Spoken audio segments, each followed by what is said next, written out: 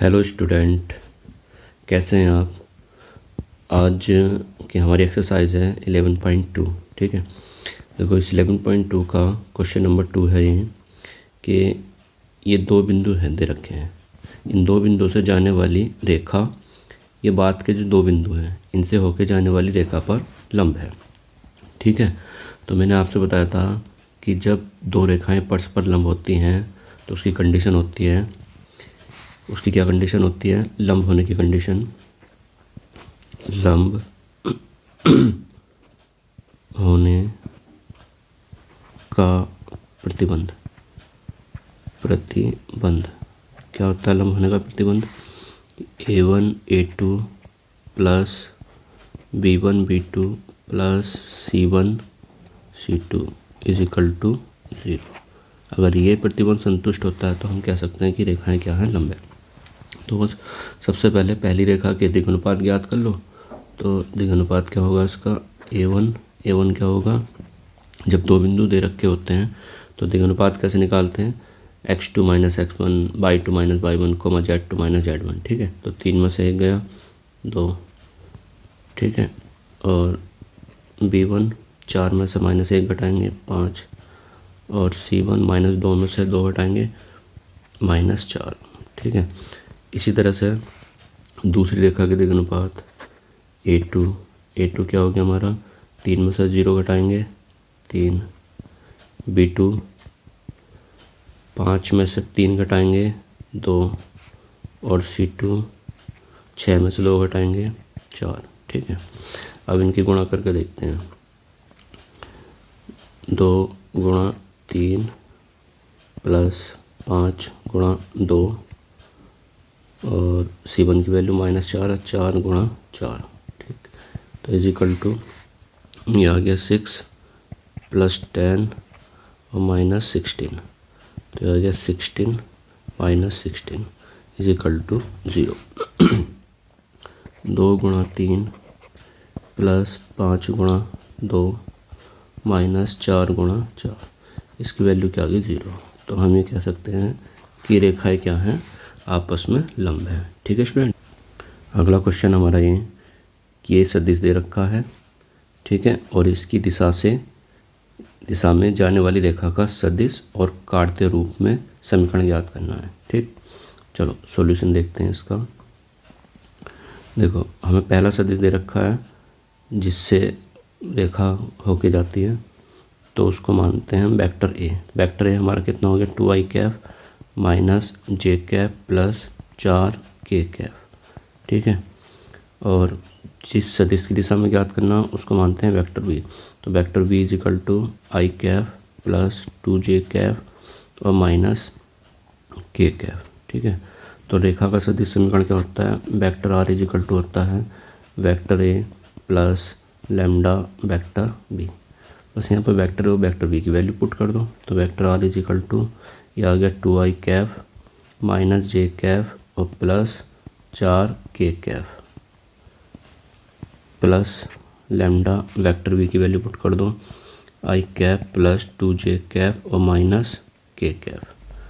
ठीक है, vector R is equal to यहाँ पे आई कैप जे कैप और के कैप के कोफिशिएंट एक साथ कर सकते हैं। यहाँ से आई कैप का कोफिशिएंट 2 और यहाँ से लैम्डा, तो प्लस का लैम्डा और इनटू में आई कैप, और यहाँ पे आ जाओ, यहाँ पे जे कैप का -1 और यहाँ पे 2 लैम्डा जे कैप प्लस के कैप का यहाँ पे क्या है 4 और यहाँ पे माइनस का लैम्डा के कैप।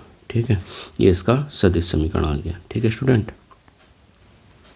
अब इसका कार्तीय समीकरण याद करते हैं।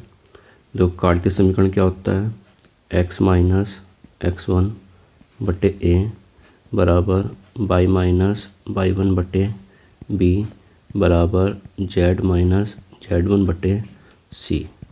ठीक है, तो अब देखो यहाँ पर ये जो सदिश है ये बिंदु का ही तो सदिश है, और ये वाला जो सदिश है जो चर की गुणा में होता है ये वेक्टर बी यानी कि द्विघानुपात का सदिश होता है। ठीक, तो बिंदु यहाँ से ये x1 y1 z1 की वैल्यू पहले बिंदु से उड़ जाएंगी और ए बी सी की वैल्यू यहाँ से ले लेंगे। ठीक है,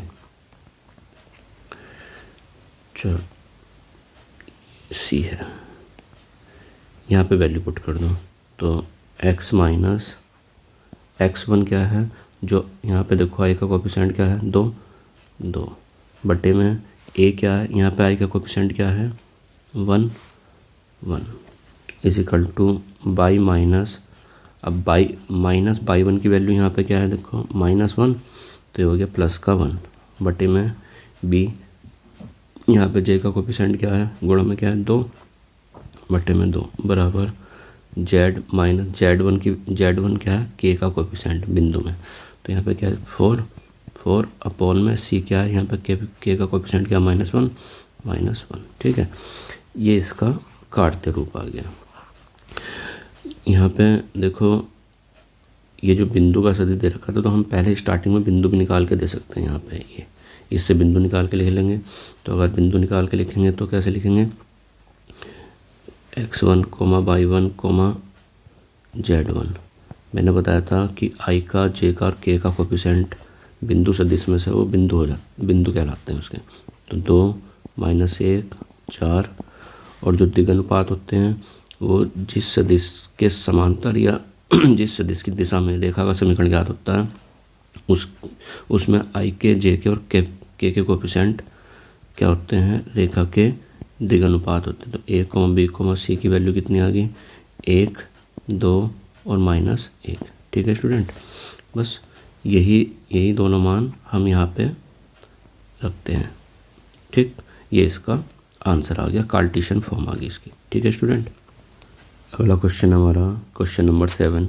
देखो ये कार्टेशियन फॉर्म दे रखी है, इसका सदिश समीकरण बनाना है हमें। तो मैंने जैसा आपको बताया था इसके कॉन्सेप्ट में कि सबसे पहले आप इक्वेशन को स्टैंडर्ड रूप में बनाओ। चलो पहले इक्वेशन लिख लेते हैं। ये हमारी इक्वेशन है y + 4/7 बराबर z - 6/2। इसको स्टैंडर्ड रूप में बनाओ। तो पहला पद तो हमारे स्टैंडर्ड में x - x1 बटे a इस फॉर्म में। ठीक है, अब दूसरा टर्म में देखो बाई माइनस होता है, यहाँ पे क्या प्लस है तो इसको माइनस बनाओ। तो बाई माइनस बनाऊंगा तो अंदर भी माइनस लिखूंगा ताकि इसका साइन चेंज ना हो, और बटे में 7, और ये वाला टर्म हमारा z वाला ये भी हमारा सही लिखा हुआ है। ठीक है, तो ये आ गया z - 6/2। ठीक, अब ये जो मान होते हैं ये x - x1, y - y1, z - z1 ये बिंदु कहलाते हैं।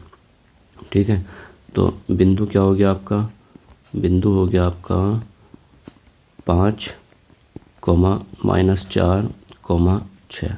ठीक है, और द्विघानुपात क्या हो गया आपके a, b, c द्विघानुपात हो गए 3, 7, 2।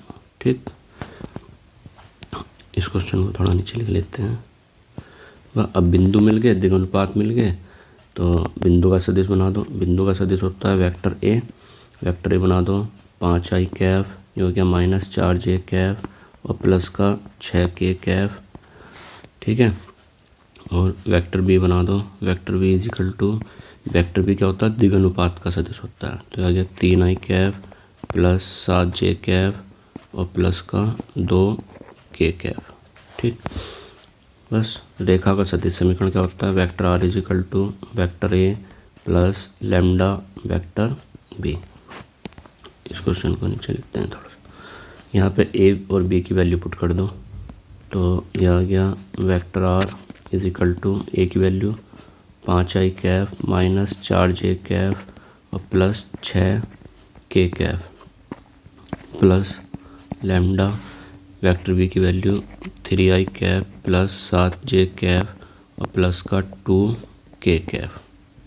ठीक है, यहाँ पर i के, j के, k के कोफिशिएंट आप एक साथ कर सकते हो। तो vector R is equal to 5 + 3 lambda i cap, और यहाँ पे j वाले -4 और यहाँ से 7 लैम्डा j कैफ और प्लस k वाले यहाँ से 6 और प्लस का 2 लैम्डा k कैफ।